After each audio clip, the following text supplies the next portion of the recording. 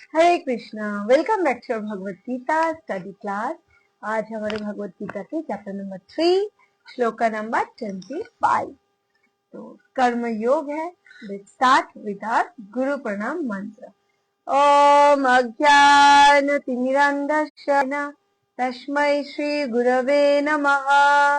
श्री चैतन्य मनोभीष्टं स्थापितं येन भूतले स्वयं रूपा कदा मह्यं ददाति स्वपदान्तिकं। वन्देऽहं श्रीगुरा श्रीयुतापदकमलं। श्रीगुरून् वैष्णवांश्च श्रीरूपं साग्रजातं सितं तमेवं श्रीराधाकृष्णपादान् सहगना ललिता श्रीविशाखान्वितांश्च। हरे कृष्णा। तो आइए श्लोका नंबर 25 क्या बोल रहे? सक्ता कर्मण्य विद्वांसो यथा कुर्वन्ति भारत कुर्याद् विद्यां तथा शक्ता श्रीकीर्षु लोक संग्रहम। अब क्या बोल रहे, इसके मीनिंग क्या है? जिस प्रकार अज्ञानी जन फल की आसक्ति से कार्य करते हैं, उसी तरह विद्वान जनों को चाहिए कि वे लोगों को उचित पथ पर ले जाने के लिए अनासक्त रहकर कार्य करे। मतलब कोई क्या ज्ञानी लोग कैसे कार्य करे, किस कॉन्शियसनेस के साथ, किस चिंता के साथ, और अज्ञान लोगों की किस एक्चुअली चिंता के साथ कार्य करते। ये अज्ञानी लोग क्या करते हैं? फल के प्रति आसक्त होके जो कर्म करते, मतलब मुझे ये हवन कर रहा हूँ तो मुझे नौकरी चाहिए, मुझे पुत्र चाहिए, मुझे घर चाहिए, तो ये आसक्ति के ऊपर फल की प्रति आसक्त होके जो कर्म करते हैं तो उसको अज्ञानी बोला जाते हैं। और जो ज्ञानी लोग कर्म करने के लिए करते, उनकी फल की प्रति कोई आसक्ति नहीं होती, लेकिन उनको भगवान की प्रसन्नता के लिए कर्म करते हैं। और वो क्या, उसका मतलब पीछे ऑब्जेक्टिव क्या होता है कि वो लोगों को कैसे सही तरीके से कर्म किया जाए वो सिखाते हैं। राइट। तात्पर्य श्रील प्रभुपाद की जय। एक कृष्ण भावना भावित मनुष्य तथा एक कृष्ण भावनाहीन व्यक्ति में केवल इच्छाओं का भेद होता है। तो बोलते हैं ना, एक भक्त और अभक्त में क्या फर्क होता है, या एक कृष्ण भावना भावित व्यक्ति और एक कृष्ण भावनाहीन व्यक्ति में क्या डिफरेंस होता है। कृष्ण भावना भावित व्यक्ति कभी ऐसा कोई कार्य नहीं करता जो कृष्ण भावनामृत के विकास में सहायक ना हो। जो कृष्ण के लिए, प्रसन्नता के लिए कार्य करेंगे तो उसमें एक स्टेप हम आगे जाएंगे। ऐसा ही कार्य वो करते हैं जिस कार्य से हमें कितना भी उसको अच्छा लगे, फिर भी वो पीछे भक्ति में पीछे चले जाएंगे या भगवान से दूर हो जाएंगे। तो ऐसा कार्य कृष्ण भावनामृत व्यक्ति नहीं करता। तो यही है फर्क। और जो व्यक्ति जो भौतिक कार्य में अत्यधिक आसक्त रहता है, किंतु इनमें से एक ऐसे कार्य अपनी इंद्र तृप्ति के लिए करते हैं जबकि दूसरा कृष्ण की तुष्टि के लिए करते हैं। तो अतः कृष्ण भावना भावित व्यक्ति को चाहिए कि वह लोगों को ये प्रदर्शित करे कि किस तरह कार्य किया जाता है और किस तरह कर्म फलों को कृष्ण भावनामृत कार्य में नियोजित किया जाता है। तो इसीलिए हमें कोई हार्ड एंड फास्ट जल्दीबाजी नहीं है, हार्ड एंड फास्ट ऐसे रूल नहीं है कि नहीं मुझे बिल्कुल शुरू हो जाना है ना, सब कुछ छोड़ के। मतलब बहुत सारे रिजिड हो जाते हैं, फैनाटिक हो जाते हैं। ऐसा नहीं होना, क्योंकि ये जन्म जन्म की बात है। आप बोलते हैं ना, slow but steady wins the race. तो ये भक्ति में भी हमें हड़बड़ी नहीं करना चाहिए, क्योंकि ये तो हम इस जन्म भी, एक जन्म भी कम पड़ जाता है अगर हम सही से भी रहे। कोई गारंटी नहीं कि मृत्यु के टाइम हमारा कौन सा चेतना आएगा, क्या होगा, है ना। बट अगर हम सही से चलेंगे तो गारंटीड है अच्छा ही होगा, क्योंकि भगवान बोलते हैं ना, कंतेपति जाने ही न में भक्त प्रणश्यति। क्योंकि भगवान खुद नहीं बोला, ये अर्जुन को बोला, अर्जुन तुम ही बोलो। क्योंकि भगवान बोलते मेरा वचन मैं कभी कभी नहीं रखता, लेकिन मेरे भक्त जो बोलते उसको मैं रखता ही रखता हूँ। तो इसीलिए अर्जुन से ही घोषणा कराया था। इसलिए भक्त अगर बनेंगे उसका कभी विनाश नहीं है, भगवान बोला है। तो ये विश्वास के साथ ही हमें कर्म करना चाहिए अनासक्त होकर। नेक्स्ट श्लोक नंबर 26। न बुद्धि भेदम जनायेद ज्ञानम कर्म संगिनाम जो शायेत सर्व कर्माणि विद्वान युक्ता समाचरान। अब क्या बोल रहे हैं? विद्वान व्यक्ति को चाहिए कि वह सकाम कर्मों में आसक्त अज्ञानी पुरुषों को कर्म करने से रोके नहीं, ताकि उनको मन विचलित ना हो, अपितु भक्ति भाव से कर्म करते हुए वह उन्हें सभी प्रकार के कार्यों में लगाए, जिससे कृष्ण भावनामृत का क्रमिक विकास हो।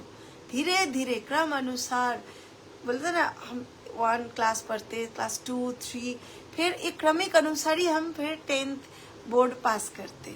ऐसा नहीं एक ही दिन में बस यूकेजी में गए, बीच में नहीं गए, सीधे 10th में बोर्ड में जाके अपियर हो रहे हैं। तो सारे क्लासेस पढ़ के पास होके एक एक स्टेप हम आगे बढ़ते। अगर मतलब ये नॉर्मली एकेडमिक सेशन में भी ऐसा होता है, तो भक्ति में भी भगवान बोल रहे धीरे धीरे एक स्टेप आगे, थोड़े थोड़े कर्म करते करते आगे बढ़ो। तात्पर्य श्लोक उपात की जाए, वेदैश्च सर्वै रहमेव वेद्य। ये सिद्धांत संपूर्ण वैदिक अनुष्ठानों की पराकाष्ठा है। सारे अनुष्ठान, सारे यज्ञ, सारे कृत्य तथा वेदों में भौतिक कार्य के लिए जो भी निर्देश है, उन सबों समेत सारी वस्तुओं कृष्ण को जानने के लिए निमित्त है। ऐसा नहीं, वेद में जो कितना कर्म कांड के बारे में बोला है, श्राद्ध अनुष्ठान है, ये जो बहुत सारे हवन है, कर्म है, कर्म कांडी बोलते हैं ना जो कार्य होता है, तो हमें बोलते यहाँ पे क्या बोले, जो ये करना चाहिए। वेदों में जो सारे निर्देश दिया है, आप इसको एक भी छोड़ो मत। नहीं मैं सिर्फ कृष्ण भावनामृत पे करूंगा, ये सब छोड़ देता हूँ। भगवान बोल रहे आप धीरे धीरे ये सब करो। धीरे धीरे जब कृष्ण भावनामृत में आ जाएंगे तो देन बोलते हैं जस्मिन तुष्टे जगत तुष्ट। तो अगर हम जड़ों में पानी देंगे कोई भी वृक्ष की, तो अलग से ब्रांचेस, पेड़ पौधों में पानी देने की जरूरत नहीं है।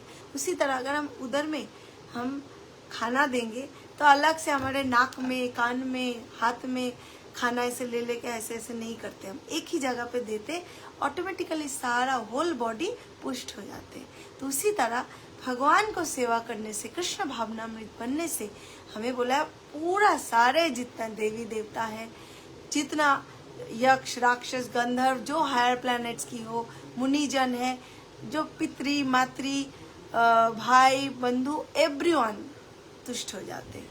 तो इसीलिए हमें कोई संदेह नहीं रखना चाहिए, कोई डाउट नहीं होना चाहिए कि नहीं होगा, अलग से उनको करना पड़ेगा, शिव जी को अलग से करना पड़ेगा, दुर्गा माता को अलग से, काली माता को अलग से, हर एक जगह पे जाके अलग अलग से उनको पूजा करेंगे उनकी, तभी वो खुश होंगे कृष्ण को। ये सेम लेवल पे नहीं, भगवान बोल रहे एक जगह पे करो, ऑलवेज जगत तुष्ट हो जाएंगे। तो इसीलिए कृष्ण भावना में सारे कर्म पहले फॉलो करो अगर आप बिगिनर्स हो तो। लेकिन क्योंकि बद्ध जीव इंद्र तृप्ति के अतिरिक्त और कुछ नहीं जानते, अतः वे वेदों का अध्ययन इसी दृष्टि से करते हैं। क्योंकि जो बद्ध जीव होता है, जिनको उतना ज्ञान नहीं है, ज्ञान चक्षु अभी तक खुला नहीं है, कोई उनका गुरु जो है ना, कोई कोई व्यक्ति जो अभी तक दीक्षा ही नहीं लिया, किसी को अपना गुरु नहीं माना, किसी को फॉलो नहीं करता, मैंने अपने मनमानी ढंग से कार्य करते, शास्त्र को भी नहीं फॉलो करता, तो ऐसे व्यक्ति को बद्ध जीव बोला जाता है। तो बद्ध जीव अपने खुद के लिए सिर्फ खुद को चाहिए, खुद को अच्छा चीज चाहिए, मेरा होगा, ये मेरा है, मेरा है, तो ये बद्ध जीव की लक्षण है। किंतु सकाम कर्मों तथा वैदिक अनुष्ठानों के द्वारा नियमित इंद्र तृप्ति के माध्यम से मनुष्य धीरे धीरे कृष्ण भावनामृत को प्राप्त होता है। तो शास्त्र में बोला गया कृष्ण भावनामृत को प्राप्त होना, ये तो पूर्व जन्म की बहुत सुकृति चाहिए। तो कोई को हमने देखा, एक बहुत सारा केसेस है जो मतलब पूरा रॉबरी करके, बहुत बड़ा चोर था, डाकू था, फिर भी तुरंत ऐसा क्या हो जाते है एक लाइफ में, एक ही दिन में उन्होंने सब कुछ छोड़ दिया, भक्त बन गए और कृष्ण भावनामृत में बिल्कुल बहुत आगे से तेजी से एडवांस डिवोटी बन गए। तो ये होता है कब पता है, क्योंकि पूर्व जन्म में हो सकते हैं उनको इस थोड़ा सा ही कर्म खराब था, तो उन्होंने इस जन्म में बहुत सारा डाकू वाकू बन के कर्म जल्दी से कट गया, तुरंत इमीडिएट उसका जो शुद्ध हो जाता है, इमीडिएट वो भक्ति में तुरंत तेजी से बढ़ जाते, तरक्की करते। अदरवाइज नॉर्मली हम अगर स्लो धीरे धीरे बढ़ते हैं। कृष्ण भावनामृत में सर्वसिद्ध जीव को चाहिए कि अन्य को अपना कार्य करने या समझने में बाधा ना पहुंचाए। कोई भी ऐसे कर रहे हैं तो वो भी बोलते ना ये सब गलत कर रहे हो। कोई को होता है जब मैं तो सबसे कृष्ण की भक्त हूँ, मैं ही सही हूँ, आप सारे जो कर रहे हो गलत, ये हवन करते हो, ये चाहिए, नौकरी चाहिए, ये मांगते हो भगवान से, ये सब गलत है, देवी देवता को पूजते हो, ऐसे हमें नहीं करना चाहिए। क्योंकि एवरीवन इज सृष्टि, कृष्ण की सृष्टि। अगर भगवान को हम मान रहे तो भगवान की बना हुआ सारे संसार में जो भी कुछ है हमें सम्मान देना चाहिए। This is the thing. तो कृष्ण भावना में विद्वान व्यक्ति इस तरह कार्य कर सकता है कि इंद्र तृप्ति के लिए कर्म करने वाले अज्ञानी पुरुष ये सीख ले कि किस तरह कार्य करना चाहिए और आचरण करना चाहिए। तो इसको भगवान भी देखिए, जब अर्जुन ने इतना बड़ा महान भक्त था, सखा था, तो अर्जुन को भगवान फिर गीता की ज्ञान कुरुक्षेत्र मैदान में आके पहले तो नहीं दे दिया, तब दिया जब भगवान अर्जुन उनको शिष्यत्व वरण किया, मतलब उनको सरेंडर हुआ और बोला कि आप ना मुझे, आप बताओ, मैं आपकी शरण में आ गया हूँ, आप मुझे बताओ कृष्ण मुझे क्या करना चाहिए। मतलब होल सरेंडरनेस किया, तब जाके भगवान कृष्ण ज्ञान दिया कि तुम्हें जो युद्ध करना चाहिए, नहीं करना चाहिए, किस बेसिस पे करना चाहिए, किस सोच के साथ करना चाहिए, है ना। फिर विश्व रूप भी दर्शन कराया, फिर दिखा दिया ऑलरेडी मारा जा चुका, तुम तो निमित्त बन रहे हो, श्रेय देने के लिए भक्त हो। इसीलिए तो इसकी मतलब क्या है, यहाँ पे एक श्लोक बहुत सीख है कि जब तक हमें भी अगर कोई आके ज्यादा आतुर ना हो, नहीं आप बताओ, हम क्या करते, तो खुद जाके ज्ञान दे देते कि ये सुनो, ये अच्छा है, ज्ञान लो। वो भी होता है, जैसे हमारे खुद के अगर बच्चे हो, जो मुझे पता है तो वो तो हक होता है, मैं तो दूंगी ज्ञान, चाहे सुने चाहे ना सुने। ये एक थ्योरी होता है, parents as a parents it is okay. But दूसरे को ज्ञान अगर वो आपको सरेंडर ना हो, वो आपके पास आके पूछे ना, जानने की इंक्विजिटिव ना हो, क्यूरियोसिटी ना रहे स्पिरिचुअलिटी के प्रति, भगवान के प्रति, तो उसको आप ज्ञान नहीं देना चाहिए उसको, और उसको डिमीन भी नहीं करना चाहिए। आप गलत कर रहे हो ये भी नहीं करना चाहिए, राइट। तो आप न्यूट्रल रहो, अपने आचरण ऐसा करो कि वो आपके आचरण देख के आपसे अट्रैक्ट हो, पूछे कि आप ऐसा क्या करते हो, कि जो भगवान की भक्ति क्या है, आपकी क्या क्या, जो जिस लेवल की एक्चुअली फ्रेंडशिप होगा, संबंध होगा, उसी लेवल से पूछेंगे ऑब्वियसली, राइट। तब बोलना चाहिए अज्ञानी पुरुष को। तो इसीलिए यद्यपि अज्ञानी पुरुष की उसके कार्य में छोड़ना ठीक नहीं होता, परंतु यदि वह रंच भर भी कृष्ण भावनावित है तो वह वैदिक विधियों को परवाह ना करते हुए सीधे भगवान की सेवा में लग सकता है। ऐसे भाग्यशाली व्यक्ति को वैदिक अनुष्ठान करने की कोई आवश्यकता नहीं रहती, और क्योंकि प्रत्यक्ष कृष्ण भावनामृत के द्वारा उसे वे सारे फल प्राप्त हो जाते जो उसे अपने कर्तव्य के पालन करने से प्राप्त हो जाएंगे। तो इसीलिए अपना कर्तव्य, ड्यूटी जो है ऑलवेज पालन करना चाहिए। हम जो पोजीशन पे है, कोई फादर है, मदर है, एज ए बड़े सिस्टर है, छोटे सिस्टर भी हो, छोटे ब्रदर भी हो, जो भी जिस पोजीशन में अपने बेस्ट टू बेस्ट उसको दूसरे जो उसके साथ जुड़ा हुआ है उसके प्रति सेवा भाव रखना चाहिए, कर्म करना चाहिए। ऐसे नहीं छोड़ के, मुझसे नहीं हो रहा है मैं छोड़ के जंगल में चले जाऊँ, ऐसे नहीं। बट फेस इट, भगवान बोल रहे फिर, क्योंकि लड़ाई की शक्ति तो वो दे ही देंगे ना, इच्छा हमें करनी नहीं, मुझे देखते हैं ना क्या होता है, हार नहीं मानना बोलते ना, कोशिश करने वालों की कभी हार नहीं होती। तो भगवान भी यही बोल रहे। तो नेक्स्ट हमारा श्लोका है, श्लोका नंबर 27, बहुत अच्छा श्लोका है ना। प्रकृते क्रियमाणानि गुणै कर्माणि सर्वशः अहंकार विमूढ़ात्मा कर्ता अहम इति मन्यते। ये प्रकृति जीवात्मा अहंकार के प्रभाव से मोहग्रस्त होकर अपने आप को समस्त कर्म का कर्ता मान बैठता है, जबकि वास्तव में वे प्रकृति के तीनों गुणों द्वारा संपन्न किए जाते हैं। प्रकृति में 3 गुण है, क्या क्या है, सतोगुण, रजोगुण, तमोगुण। ये 3 गुण में हम लोग रस्सी से खींचते हैं, कभी सतोगुण, कभी कठपुतली जैसे नचाते हैं ना, ये तो उसी तरह हमें भी 3 गुणों ने कठपुतली की तरह नचाते रहते हैं। तो अगर हमें कृष्ण भावना भावित है तो 3 गुणों से ऊपर उठ जाते हैं, जो निर्गुण के स्तर होता है, शुद्ध शतगुण। तो वो तो बहुत विशुद्ध भक्त को ऐसा गुण निर्गुण के स्तर पहुंचते, राइट। तो इसीलिए हम लोग साधारण जीव के लिए, हमारे लिए तो हम गुणों में कभी हमारे सतोगुण वृद्धि होता है। अभी मेरे सतोगुण वृद्धि है तो मैं ये भागवत गीता पढ़ रही हूँ, और आप लोगों को जो सतोगुणी उसको वृद्धि होगा तो वो सुन लेंगे, राइट। तो इसी तरह फिर कभी रजोगुणी होता है, जो बहुत सारा पैशन, बहुत सारा स्पाइसी खाने की मन कर रहा है, बहुत क्या बोलते हैं, जो क्लब पब में जाके डांस करना, थोड़ा सा ये रजोगुणी होता है। फिर तमोगुणी मतलब निद्रा आएगा, आलस आएगा, बासी खाने में इंटरेस्ट हो जाएगा, ठीक है। तो इसीलिए गुणों हमारे अंदर चेंजेस होते हैं, जो परसेंटेज जिसका ज़्यादा होता है वो उसी गुण में फिर रम जाते हैं। तो इसीलिए हमें ऑलवेज कोशिश करना चाहिए खुद को सतोगुणी स्तर पे ले जाए धीरे धीरे, जो रजोगुणी या तमोगुणी जो एक्टिविटीज है वो थोड़ा सा कम कर दे, राइट। तो ये 3 गुणों, जीवात्मा हम है, तात्पर्य श्रील प्रभुपाद की जय।